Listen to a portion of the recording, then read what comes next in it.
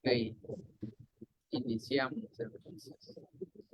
Chris, bienvenido. Es un gusto tenerte el día de hoy aquí con nosotros en la comunidad. Para los que nos escuchan o ven por Facebook, les damos la bienvenida también. Me voy a permitir presentar a Christopher, un amigo que conocí en Japón. Pues Christopher es se llama nombre completo Christopher Orea, bueno, le apodan Galleta, es su alias, es licenciado por la Universidad IEU, es licenciado en Ciencias de Datos para Negocios. Además de esto, es ganador del Premio de Innovación y Tecnología en el 2020 por parte de Cancún. Mejor proyecto para la industria en el Enfutec 2022 en Osaka, en Japón, y es semifinalista del primer On the Launch en México. Es viajero proveniente del Estado de México y radica actualmente en la ciudad de Querétaro. Además de esto, es experto en inteligencia artificial, especializado en el área de procesamiento y generación de lenguaje natural, con al menos 4 años de trayectoria en el área y con más de 6 años como desarrollador. Christopher Orea ha participado como invitado en diversas conferencias, tanto virtuales como presenciales en diversos estados de México. El día de hoy nos acompaña en la comunidad FUM para la comunidad del estado de Guerrero. Fue invitado estrella del EMTEC en 2023 en Osaka, Japón, en el área de inteligencia artificial, y participó como mentor y como orador. Además, es creador de contenido en YouTube y en Instagram. Actualmente trabaja como desarrollador de sistemas en Luxford y se desarrolla como consultor de implementación de inteligencia artificial para negocios y para empresas. Y habla inglés también. Christopher, amigo Galleta, bienvenido. Es un gusto enorme tenerte aquí con nosotros en la comunidad. Y bueno, la palabra es tuya, amigo. Adelante. Ay, el gusto es mío, Leonides. De verdad, muchas gracias. Y pues nada, bienvenidos a todos los que nos están sintonizando. Gracias por estar hoy con nosotros. Hoy voy a platicarles de un tema que me gusta mucho. Yo soy experto en lo que es procesamiento de lenguaje natural y lo que tiene que ver también con inteligencia artificial, así que vamos a hablar un poquito acerca de ello, pero quiero hacerlo de una forma diferente. Me imagino que ahorita todo el mundo puede estar queriendo hacer cursos y estarse subiendo al trend, ¿no? Porque es muy interesante, se ha escuchado demasiado. Pero hoy quiero hacerlo un poco diferente para que no importa tu nivel de experiencia, puedas entrar, puedas entenderle y sobre todo te puedas animar a querer entrar a esta área que es bastante interesante, ¿vale? Entonces, vamos a iniciar. Primero que nada, a lo mejor han escuchado lo que es un tema de modelo de lenguaje natural. Igual y no. Puede ser que es un concepto completamente nuevo para ustedes. Y para no hacerlo de una manera tradicional, de bueno, me presento, y esto es lo que hago, vamos a hacer algo distinto. Quiero que vayan conmigo y se imaginen cómo inició nuestra civilización, porque es muy importante para poder pues, situarnos en contexto, ya que no solamente vamos a hablar de inteligencia artificial, vamos a hablar de aquello que nos unió como especie. Pero para ello necesito que piensen un poquito. ¿Cómo es que la humanidad ha logrado crecer tanto en tan poquito tiempo?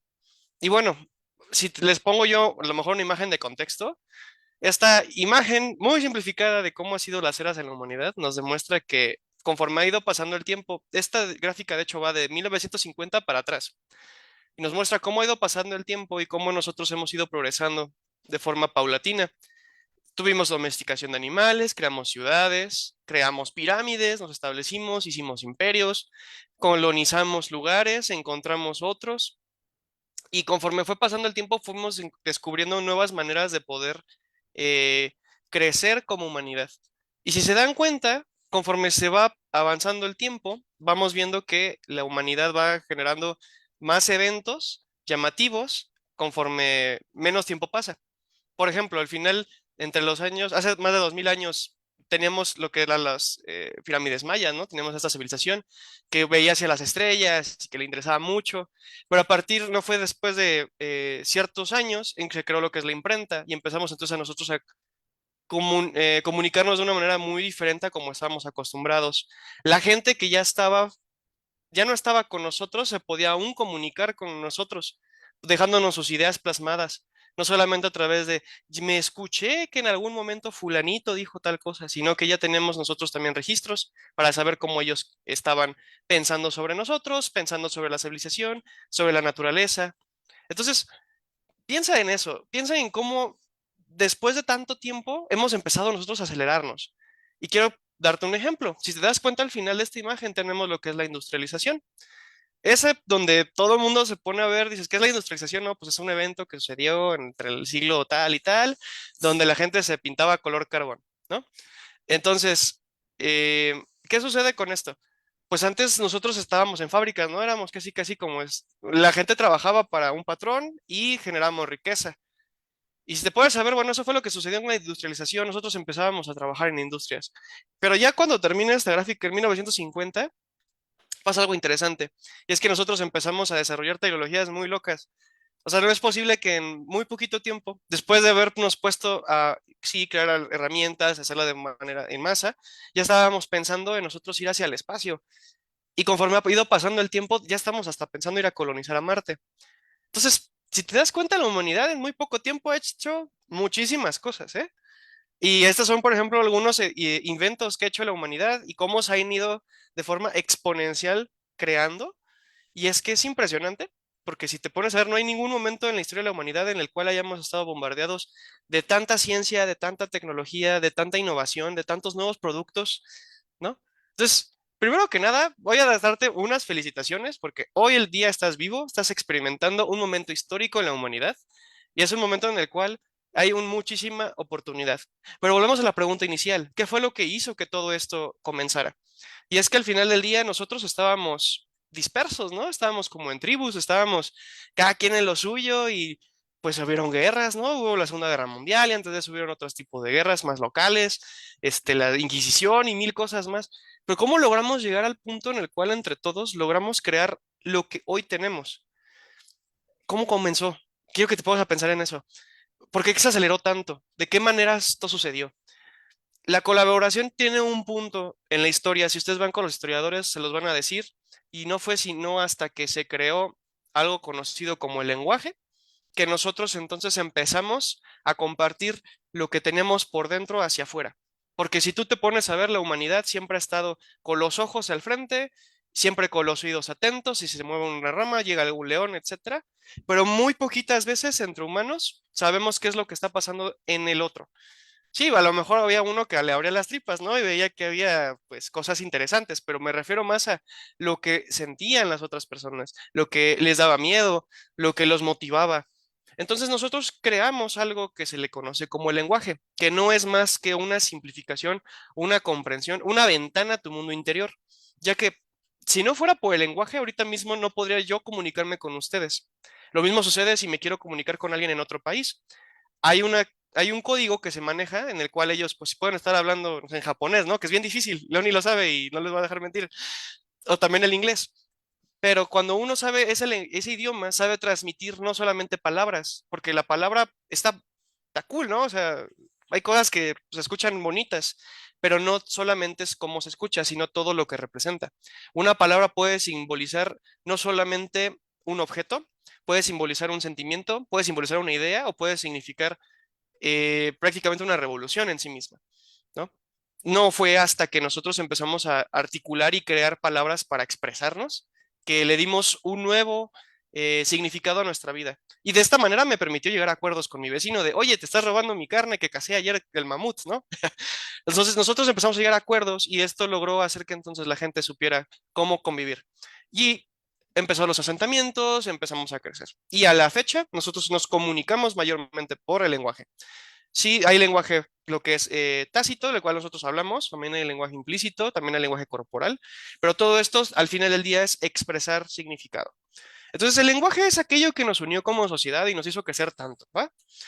Y como les decía, es una versión comprimida de una experiencia. Si yo te hablo de playa, yo sé que muchos a lo mejor no la conocen, como puede ser que otros sí.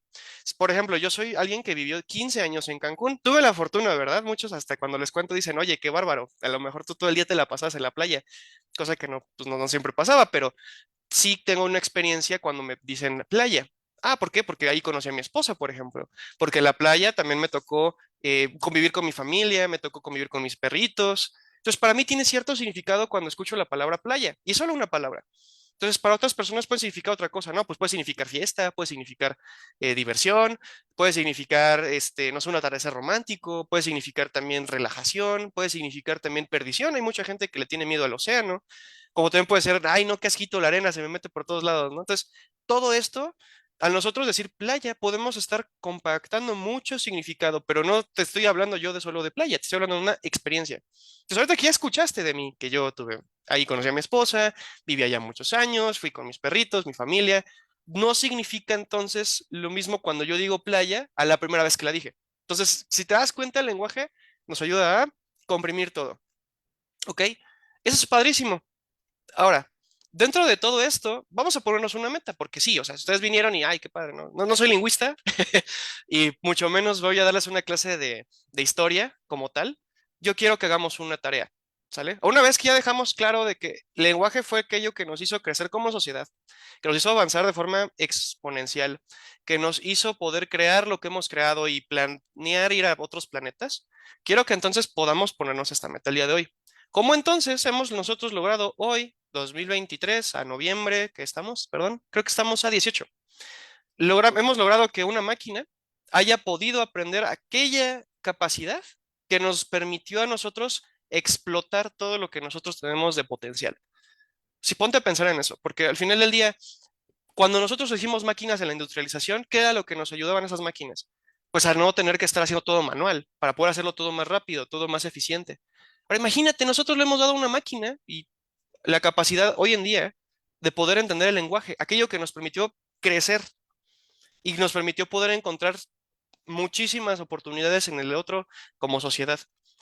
Para quienes no lo sepan, hay algo que se llama ahorita ChatGPT. Mucha gente lo ocupa para poder hacer tareas, hacer investigaciones, y fue un hito, fue el mayor hito de la inteligencia artificial en los últimos años, ya que era increíble que antes se tenía que trabajar con números y ahorita ya puedes tú literalmente preguntar con palabras por ciertas cosas y se te respondía. Mucho mejor que Google, muchos decían, una innovación que te permitía conectar y hacer muchísimas cosas. Entonces, ese tipo de herramienta que seguramente las has utilizado, si no, te invito a que después de esta presentación vayas, juegues un poquito con ella, es gratuita, permitió que muchas personas hoy en día pudieran ingresar al mundo de la inteligencia artificial y no solamente eso, sino también expandir sus horizontes, ¿vale? Un ejemplo rápido, ahorita que fuimos para Japón, porque ya me encontré a Leónides, yo estaba platicando que hay oportunidades en la cual la gente con ponerse un casco que te lea la mente, puedas a través de ese casco estar tú pensando, ay, necesito hacer que le llegue un mensaje a mi esposa porque tengo hambre. Entonces le conectan a este tipo de cascos estas herramientas que te entienden, interpretan, te crean mensajes y te pueden entonces hacer cualquier cosa así loca, ¿no? Entonces nosotros ahorita estamos en un parteaguas donde podemos cualquier cosa que pensemos, ideamos o decimos, ya crearla de una manera muy práctica. Entonces es como, wow, ¿cómo le hicimos, no? Para que una máquina aprenda esto. Entonces, para poder entender esto, necesitamos describir qué significa un modelo de lenguaje, ¿va? Un modelo no es nada más que, bueno, vamos a ponerles el ejemplo de un átomo. Estoy que seguro que muchos de ustedes en su vida habrán visto un átomo, a menos que hayan ido al CERN, ¿no? Y hayan podido estar por allá, viendo cómo se ven las partículas y les hayan platicado. Bueno, el átomo es algo muy chiquito que no podemos describir, no podemos ver, ni mucho menos tocar, pero todos estamos hechos de átomos. Y hay algo que se creó que se llama el modelo del átomo. ¿Para qué sirve esto? El modelo nos ayuda a poder tener una representación de algo, ¿sale? Y modela una estructura o un funcionamiento. Por ejemplo, en el átomo, pues ya sabemos que no. Está así interesante, tiene un núcleo y le giran cosas alrededor. Padrísimo. Pero cuando hablamos de un modelo de lenguaje, también estamos hablando entonces de un modelaje de estructura y de funcionamiento. Y esto es bien práctico. Este ejercicio siempre lo pongo y la gente lo agarra súper rápido cuando me dicen, ah, este es un modelo de lenguaje. O sea, una forma muy simplificada de decirlo, ¿no? Cuando yo te menciono el hola, ¿cómo? ¿Con qué palabra lo puedes contestar? Hay gente que me ha dicho, hola, ¿cómo estás? ¿No? Y, pues es el uso más común, ¿no? Para saludar. Pero también es, hola, ¿cómo vas? Eso me pasa mucho, por ejemplo, con mi jefe, que me dice, hey, ¿cómo va el proyecto? ¿Cómo van las cosas? O mi mamá, ¿cómo va la comida? ¿Ya limpiaste tu cuarto? O, por ejemplo, me pueden haber quedado súper extraordinarios donde yo pueda preguntar, hola, ¿cómo llegas hasta acá? ¿No? Si de repente tú me apareces aquí en mi cuarto y te digo, ¿qué pasó? ¿Cómo llegaste hasta aquí? O sea, hay cosas que son más comunes que otras. Y es común que nosotros podamos crear ese tipo de frases, ¿no? Entonces, un modelo de lenguaje lo que va a hacer es que va a modelar la forma en cómo creamos frases de la manera más común a la menos común. Digo, es súper incomún que digas que, pues, oye, ¿por qué estás aquí en mi cuarto? ¿No? Pues es que de repente te aparezca. Es súper incomún, no es algo que pase todos los días.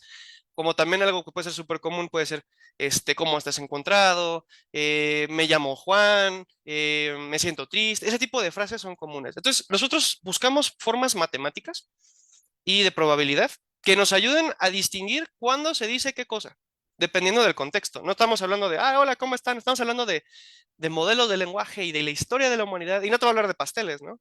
A menos que tenga algo que ver. Entonces también vamos a hablar conforme a contexto. Y todo esto nosotros hemos hecho una investigación muy fuerte para que entonces lo podamos trasladar a una máquina. Para empezar, seguimos reglas matemáticas, pero no solamente es matemática porque sí, de esas de, sumo, resto y el binomio cuadrado perfecto. No, no, no. Utilizamos las matemáticas para encontrar la probabilidad en que las cosas se puedan dar o no. ¿En dónde? En la gramática. ¿Por qué? Porque la gramática al final del día son reglas, ¿ok? Cuando nosotros hablamos de reglas son cosas que cualquier persona puede seguir fácilmente. Hay una razón por la cual hablamos de la forma, perdón, la forma en cómo lo hacemos y no lo hacemos de una manera al revés, ¿no? En alemán, muchas veces te hablan primero el verbo y luego te dicen el qué, ¿no? O en japonés, muchas veces ni siquiera te dicen el pasado, el presente, o si es pregunta, te ocupan ciertas cosas. Entonces, estas reglas son cosas que se pueden modelar, porque al final del día, si algo puedes tú entenderlo con tres simples reglas, es algo que al final tú también puedes programar, es algo que tú también puedes enseñarle a otra persona, y al final del día es lo que nos ayuda a tener el conocimiento en español, ¿no? O sea, por eso nos comunicamos. Y pues por eso es que tenemos los adjetivos, los adverbios, los verbos, los etcétera. Entonces, si tú entiendes esto, prácticamente estamos con el 80% hecho, ¿vale? Ahorita lo que va a seguir simplemente es conectar puntitos para entender, una vez del que ya sabemos las reglas, cómo es que una máquina aprende las reglas, ¿sale? Pero no, ¿cómo lo hacemos entonces para que una máquina aprenda esas reglas? Eso es lo interesante, ¿no? Porque ya sabemos, porque fuimos a la escuela, tuvimos 3 años de español donde nos enseñaron sí o sí el objeto perfecto, bueno, no es el objeto perfecto, el pasado perfecto, el objeto directo y todo ese tipo de cosas. Ya las sabemos, ¿no? Ya hicimos exámenes, las pasamos, ya a lo mejor muchos ni nos acordamos. Entonces, nosotros con estas reglas, ¿cómo se las pasamos a una máquina? Aquí tengo, por ejemplo, dos máquinas. La primera es una máquina que no tiene nada que ver con el lenguaje, que es una máquina de coser. Evidentemente, esta máquina no va a poder aprender a saber estas reglas porque su funcionamiento solo es coser. Y literalmente es pinchar y coser. Ahí no vamos a poder meter nada. Ni aunque tengamos una máquina que sí tenga algo que ver con la lectura, como una máquina de escribir, significa que va a saber cómo poner palabras una detrás de otra. Entonces, para poder nosotros enseñarle a una máquina, primero que nada tiene que ser una máquina inteligente. No puede ser una máquina cualquiera. ¿Y qué es lo que hace una máquina inteligente? ¿No? La capacidad de volver a una máquina inteligente se va a dar siempre y cuando estas máquinas puedan observar, ¿sale? Puedan observar como nosotros, como un niño chiquito, ¿sale? Al momento de observar, ellos tienen que saber aprender, saber replicar. Y al momento de saber replicar, lo más importante no solamente es repetir, porque eso es lo que normalmente hace cualquier maquinita, ¿no? O sea, tú vas, te sirves agua en un dispensador de agua y solo repite eso, pero nunca llega a un punto, por ejemplo, en el cual sepa aprender a hacer otra cosa. Donde realmente está el aprendizaje es esta última parte, que es se logran corregir. Si una máquina logra observar, logra replicar una actividad, la que sea, y al final logra corregirse si es que tiene un error, se puede considerar entonces una máquina inteligente. Es por eso que no, este tipo de máquinas nunca van a lograr ser inteligentes, porque no tienen la capacidad ni de memorizar, ni de reaprender, no tiene autonomía hasta cierto punto. Entonces, estas de plano no, pero hay otras que sí, ¿vale? Y una vez que sabemos esto, hemos entonces nosotros creado dos máquinas capaces entonces de comprender las reglas gramaticales a través de estas cosas, ¿no? De la repetición, a través de la observación y a través de la corrección. ¿Cómo hicimos todos estos pasos? Lo primero, vamos a hablar de la comprensión de las ideas.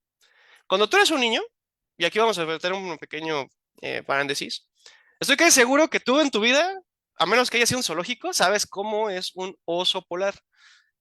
Hay una teoría del pensamiento que abarca esto y le dicen, oye, pues tú cuando eres niño, ¿qué es lo primero que te imaginas cuando te dicen oso polar?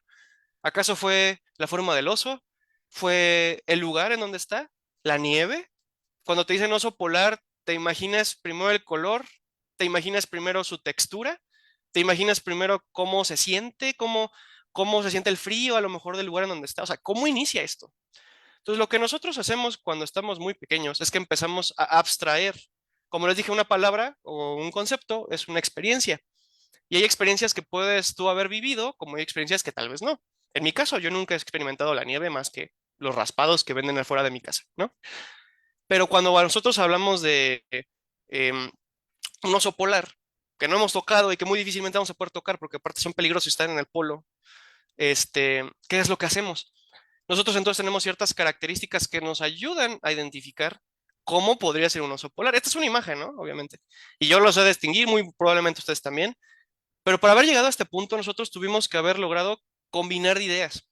Entre ellas es el pelaje, es bastante importante y reconocible. El color, saber que es un oso, tiene una forma de un oso, no tiene una forma ni de gato ni de perro, es una forma muy particular. Y también en donde se encuentra, que sabemos que está en un lugar que hace frío. A ver, ¿por qué te digo yo esto? Porque cuando nosotros intentamos hacer que una máquina aprenda, nosotros tenemos que saber por qué nosotros aprendemos desde un inicio. Y la forma en cómo nosotros hacemos esto es que vamos con cada una de estas características y nosotros decimos, por ejemplo, ¿cómo sé que esto no es un perro? Bueno, porque un perro tiene una forma un poco más alargada, ¿no? De su hocico. Y pues la tiene un poquito más achatadita.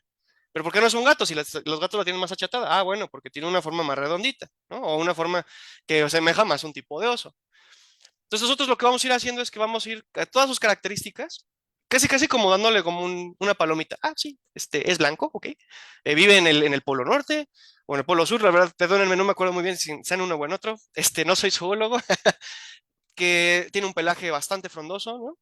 Y sobre todo que tiene formados. Entonces nosotros vamos haciendo todas esas características y es como entonces nosotros a ese conjunto de características que probablemente las conocemos por cosas más próximas. Por ejemplo, el pelaje de un oso yo nunca lo he tocado, pero sí he tocado, por ejemplo, ahorita que hace frío, ¿no? Las sabanitas. Bueno, ya sé que pues puede tener una textura similar, ¿no? Puedo esperar una textura similar. De hecho, hay una tela, cuando vayan ustedes al centro o vayan a comprar, que ahorita está haciendo frío, hay una tela llamada polar y se asemeja, dicen que se asemeja al tipo de pelaje del oso polar, hasta la forma en cómo está. Eso es simplemente un dato ahí random, pero te ayuda a identificar cómo es que este concepto se vuelve ya una experiencia, que no necesariamente tú lo tuviste que haber vivido, sino que lo extrapolaste de otros lugares, ¿ok? Entonces, así es como nosotros comprimimos a una palabra una experiencia. Para una máquina, nosotros lo que hacemos es que dependiendo de lo que estemos nosotros hablando, hacemos lo mismo. Por ejemplo, esto está en inglés, les voy a ayudar un poquillo para aquellos que no la puedan hablar.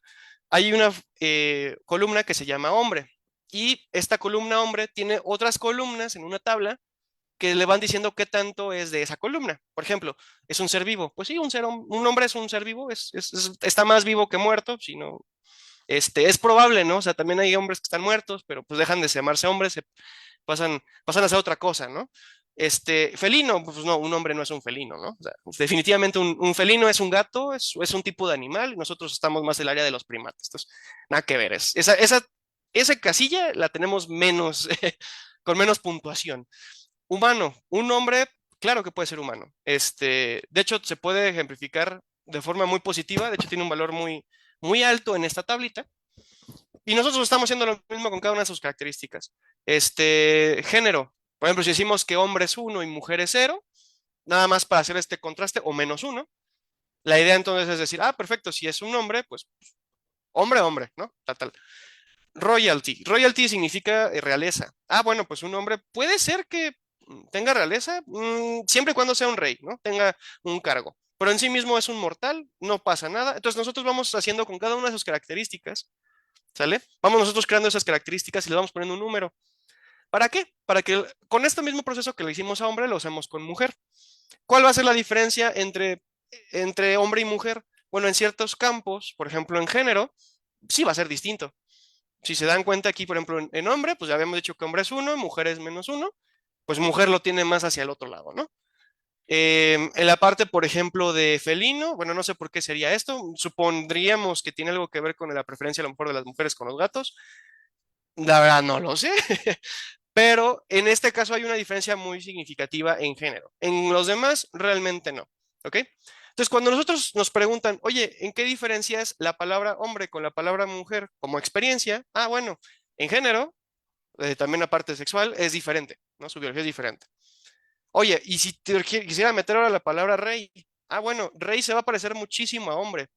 Simplemente que en el campo de realeza, rey va a estar por los cielos porque pues es un rey, ¿no? Y el hombre no, el hombre simplemente pues puede ser un trabajador del rey. Entonces, la diferencia entre rey y hombre, si te das cuenta, ya le volvimos un número, lo volvimos algo cuantificable. Entonces, ¿qué pasa si, por ejemplo, yo le resto realeza a rey? Pues simplemente si el rey sin realeza es un hombre. Si te das cuenta, ya estoy haciendo yo analogías. Esto se le conoce como una comprensión de ideas y nos permite poder hacer operaciones. De hecho, la misma relación que hay entre hombre y mujer la vas a encontrar entre mujer y rey. ¿Por qué? Porque estamos hablando que en el mismo nivel es como una analogía, ¿no? O sea, eh, por medio de números nosotros ya podemos decir, ah, perfecto, entonces quítale esto, súmale esto y ponle esto. Y este tipo de cosas se le pueden entonces enseñar a una computadora, porque las computadoras trabajan con números, no trabajan con palabras. Y así es como nosotros comprimimos una idea y no solo comprimimos la palabra en sí, sino ya la experiencia que nosotros conocemos como la idea, como el caso del oso polar.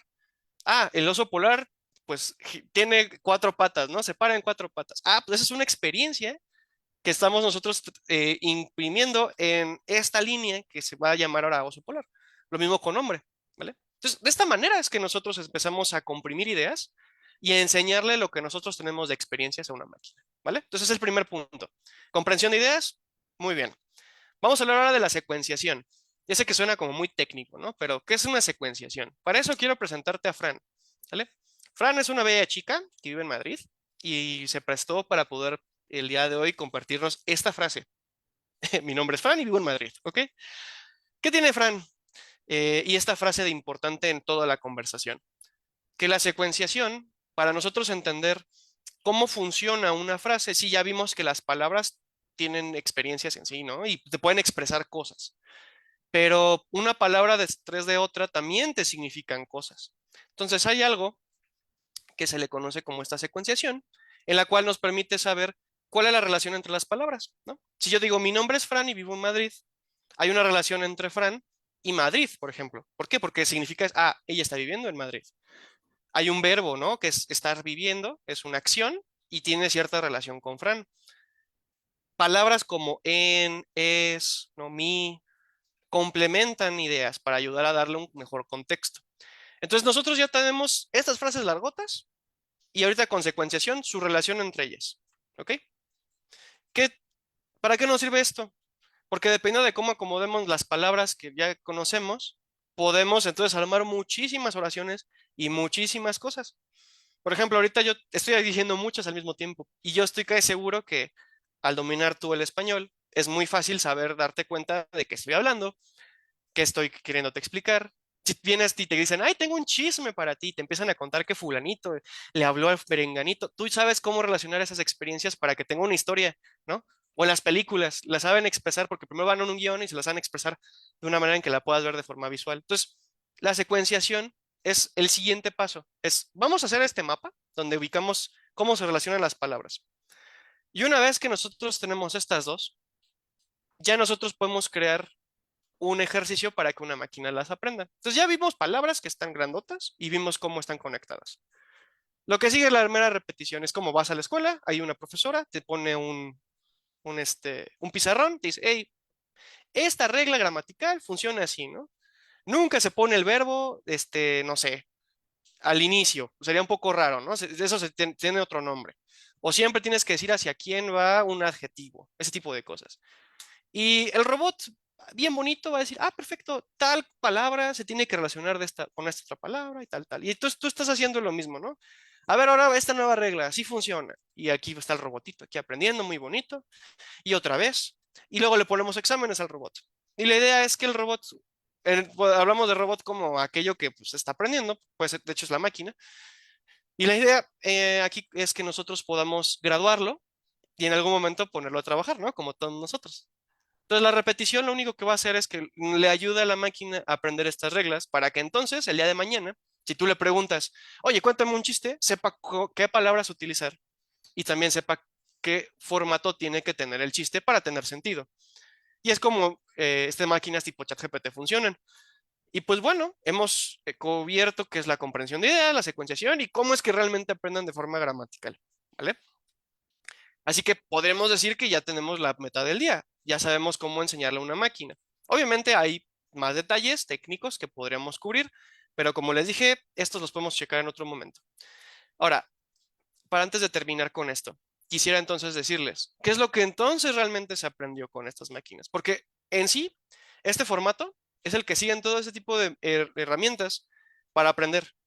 Pero ¿qué es lo que realmente nosotros le hemos enseñado a este tipo de máquinas? Porque mucha gente piensa, hey, es que estas máquinas ya saben pensar, tomar decisiones, ya pueden literalmente estar por la calle y si quieres te venden una paleta. A ver, ¿realmente le enseñamos eso a estas máquinas? Esto es una versión, te digo, muy simplificada, pero vamos entonces a explorar qué es lo que realmente aprendieron, ¿vale? Cuando hablamos de una comprensión de ideas, hay que saber si realmente estamos hablando de una realidad o de la teoría, ¿ok? Yo creo que piensas, ¿qué es lo que podemos haber enseñado, la realidad o la teoría? Dos, cuando hablamos de una secuenciación, ¿no? ¿De qué palabra va detrás de otra? Estamos entonces hablando de una secuenciación gramatical o factual. ¿Qué es la factual? Factual es algo que está en la realidad, ¿sale? Nosotros estamos haciendo oraciones y cómo se relacionan palabras una detrás de otras, pero ¿qué tanto le estamos enseñando a estas máquinas si son o no son ciertas? O sea, ponte a pensar, ¿cuál de estas dos sería? Y la parte de la repetición. Si nosotros les pedimos que repitan, ¿no? Y que se pongan a hacer ciertas cosas, ¿crean o reciclan? ¿Sale? Es bien importante que sepamos nosotros distinguir esto porque el día de mañana, si te toca a ti utilizar este tipo de herramientas, no vayas a ser como esos que se ponen a utilizarlo de forma excesiva o de más. Me he tocado muchas veces en muchos trabajos de muchos niveles de jerarquía en las que no entienden cómo funcionan estas máquinas y están cometiendo problemas de seguridad, tanto para ellos como para la empresa. ¿Ya pero has pensado? Aquí te va la cosa. En cuanto al tema de la comprensión de ideas, estamos haciendo todo de forma teórica. ¿Qué me refiero con ser teórico? Tú cuando sales a la calle puedes ir y te dicen, sí, el perrito está suave. Ah, perfecto, pero ¿qué es suave? ¿No? Ah, pues suave tiene que ver con una característica que cuando pasas tu mano se siente de una manera. Ahora, yo te lo estoy intentando explicar con palabras, pero estoy casi seguro que si tú sabes de algo suave, la experiencia de haberlo tocado es completamente opuesta, diferente y mejor que simplemente yo habértelo explicado. Sí, podemos intentar describirla, pero el que tú lo sientas, una acción vale más que mil palabras, dicen por allá, ¿no? Cuando nosotros a estas máquinas les enseñamos de forma teórica lo que está a nuestro alrededor, estamos sí o sí creando máquinas limitadas, porque están limitadas a una cosa que no comprende de otra forma la realidad. Realmente no saben qué es un frío, no saben qué es calor, no saben qué es amar. Solo saben la parte teórica. Y la gente con saber lo teórico realmente no es que sepa. ¿Sale? Mucho cuidado con eso. La parte de la secuenciación. Estamos enseñando secuenciación gramatical, no factual. Te voy a decir por qué. Cuando tú estás trabajando, por ejemplo, con una de estas máquinas y le pides, oye, ¿sabes qué? No sé, cuéntame por qué AMLO es reptiliano, ¿no? Y aquí uno va a decir, ay, espérate, pero si tú le preguntas a una máquina, muy probablemente te vaya a poder responder, sí, es que puede ser por esto, por esto, por esto y por esto. Ok, la forma en como yo le estoy pidiendo que me conteste tiene cierta lógica gramatical, ¿no? Y a lo mejor yo al decirle, AMLO es reptiliano, tiene cierta lógica gramatical. ¿Es cierto o no es cierto? A ver, factualmente no lo es. O sea, nosotros sabemos que es una persona, ¿no? Es mexicano, es un presidente, pero no va más para allá. Sin embargo, las máquinas van a ver la estructura gramatical y la van a completar conforme ellas hayan aprendido a completar estructuras gramaticales. No significa que sepan todas las verdades, porque si te pones a ver, hay gramática en mentiras y en verdades. Entonces, ten mucho cuidado porque estas máquinas no necesariamente se las saben de todas, todas. Saben también mentir. Y la parte de la repetición, como nosotros estamos dándoles reglas muy específicas y están aprendiendo de otras personas, saben reciclar.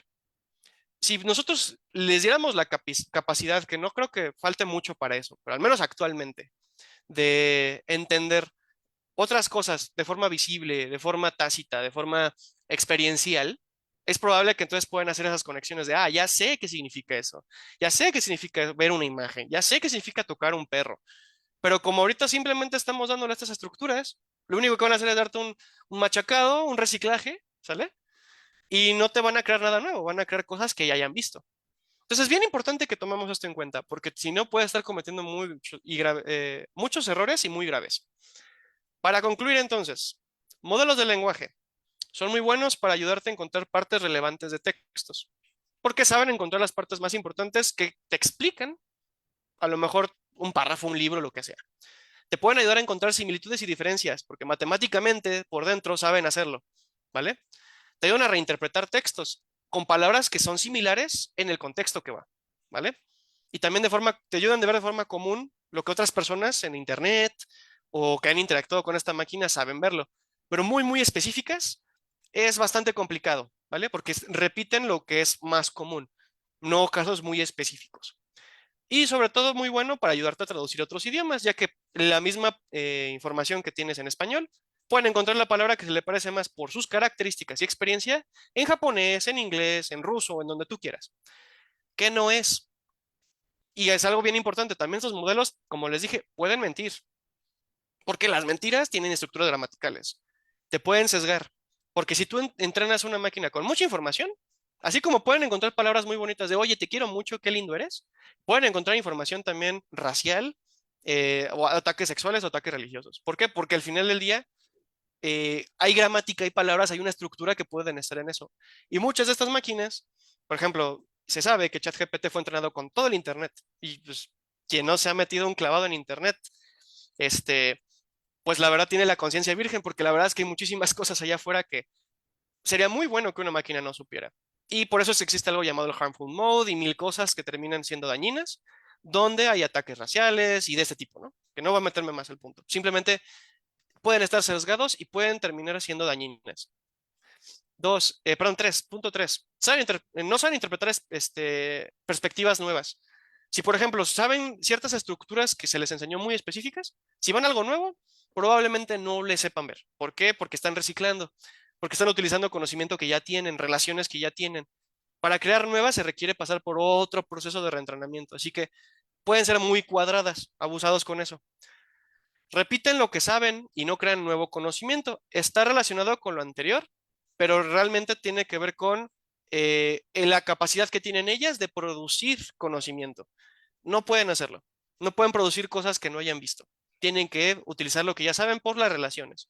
Así que cosas como inferir ese tipo de cosas, siempre y cuando se haya entrenado una máquina a entender específicamente conceptos, te lo hacen, pero de ahí en fuera no te produce nada nuevo. Mucho ojo y te va a trabajar conocimiento general.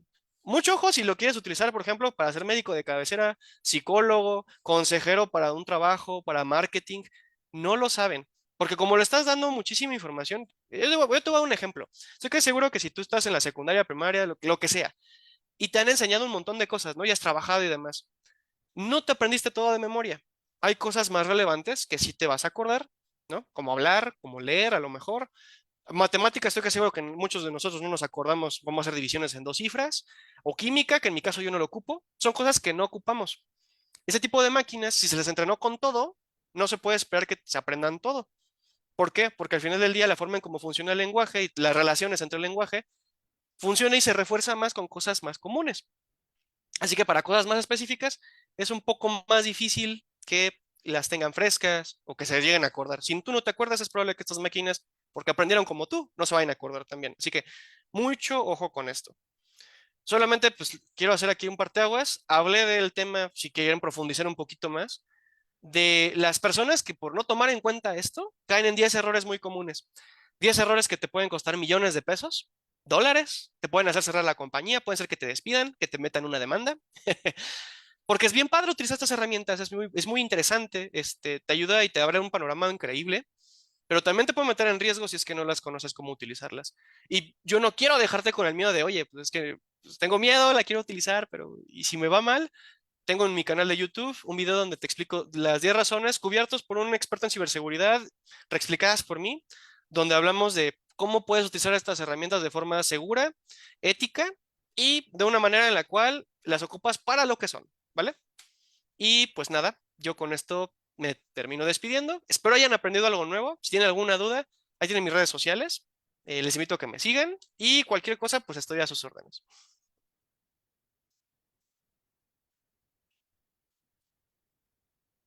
Gracias, Christopher. Muy buena participación. Voy a ver tantito aquí. Un gusto, Christopher, escucharte. Muy buena, repito, tu participación y te agradecemos por habernos acompañado el día de hoy. No, a ustedes gracias por invitarme. De verdad, Vamos, muchísimas gracias. vamos a cerrar la sesión de Facebook y bueno, ahí cualquier duda está en las redes sociales de Christopher. Que tengan bonita tarde.